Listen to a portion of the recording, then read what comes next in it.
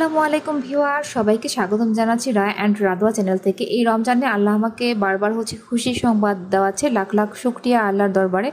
আপনারা জানেন রায়া 2টা বৃত্তি পরীক্ষায় অ্যাটেন্ড করেছিল, তো 2টার মধ্যেই রেজাল্ট হয়ে গিয়েছে। গত পর্বে দেখেছিলেন যে রায়া ট্যালেন্টফুলে বৃত্তি পেয়েছে একটা ফাউন্ডেশন থেকে, আরেকটা ফাউন্ডেশন থেকেও সে বৃত্তি পেয়েছে। তো যাক, এখন এখানে গ্রামীণ পরিবেশ কিন্তু অনেক সুন্দর লাগে। দেখেন একদম সবুজের সমারোহ। আমরা রিক্সায় করে যাচ্ছি। আজকে আপনাদেরকে দেখাবো কিভাবে সুন্দর করে পয়সা পিঠা তৈরি করা হয় ঈদের জন্য। এগুলো ঈদ আসার আগেই তৈরি করা হয়। এই যে দেখুন, এগুলাকে অনেকে গাজর ভাবতে পারেন, এগুলা কিন্তু গাজর না। গ্রামে গেলে যে কত ধরনের খাবার খাওয়া হয় সেটা দেখতে পারেন। এটা এক ধরনের পিঠা, কাটার পর এরকম তো কিভাবে কাটছে সেটা রায় রাদু দেখাবে। চলো আসো। রোদে বসে তারা এই পিঠাগুলো কাটবে। তাদের কাছে খুব মজা লাগছে, আনন্দ লাগছে।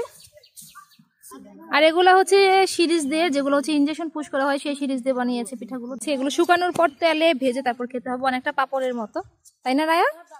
রাদু রাদু খাও নাই? তো এই যে পাতলা পাতলা করে কাটছে, আর কাটার পরে এই যে এমন দেখেন। তো সবাই মিলে একসাথে কাটলে কিন্তু এই পিঠাটা তাড়াতাড়ি হয়ে যায়। আর সবশেষে এটা রোদে ভালো করে শুকাতে হবে। আর শুকানোর পর আমরা যেমন চিপস খাই, সেই চিপসের মতো ভেজে আপনারা খেতে পারেন, কিন্তু এটা কিন্তু ভালো করে রোদে শুকাতে হবে, না শুকালে এটা তেলে দিলে ভাজা যাবে না। তো গ্রামে কিন্তু আপনারা কম বেশি সবাই দেখেন যে ফেরিওয়ালা আসে, যেখানে আপনি কসমেটিক পেয়ে যাবেন। তো এখানে কিন্তু খুব ভালো মানের কসমেটিক নেই, তারপরেও রায়রা দোয়ার শখ হয়েছে যে তারা কিছু একটা কিনবে এখান থেকে। তো আমি যথারীতি তাদেরকে সেগুলো দেখানোর চেষ্টা করছিলাম এখান থেকে কি কেনা যায়। আর মাশাআল্লাহ রায়া ও রাদোয়া সব পরিবেশেই নিজেদেরকে খাপ খাইয়ে নিতে পারে। এক কথায় বলতে গেলে সব জায়গায় তারা চলাফেরা করতে অভ্যস্ত হয়ে পড়েছে। তো এখান থেকে তারা টুকিটাকি কিছু ব্যান্ড, তারপর হজমি টাইপের চকলেট বলে, এগুলো কিনেছিল। আর এখানে কেনার মতো তেমন কোনো কিছু ছিল না। যেগুলো কিনেছিলাম সেগুলো আপনাদের সাথে শেয়ার করব।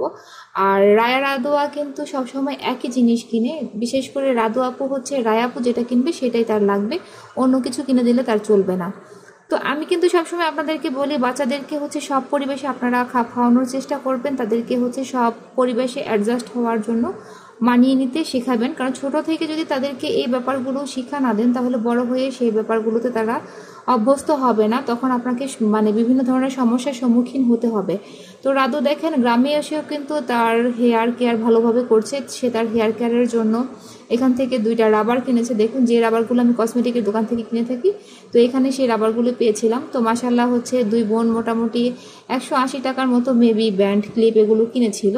তো দেখুন, শুকানোর পর এখন আমি আপনাদেরকে ভেজে দেখাচ্ছি যেটা কেমন হয়েছে।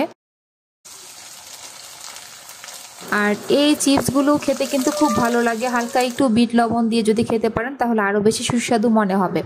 তো বন্ধুরা, আপনাদের দোয়ার কারণে রায়া বারবার সফলতা অর্জন করছে। আপনাদেরকে আন্তরিকভাবে অভিনন্দন জানাই এবং ভালোবাসা রইল রায়া রাদোয়ার পক্ষ থেকে।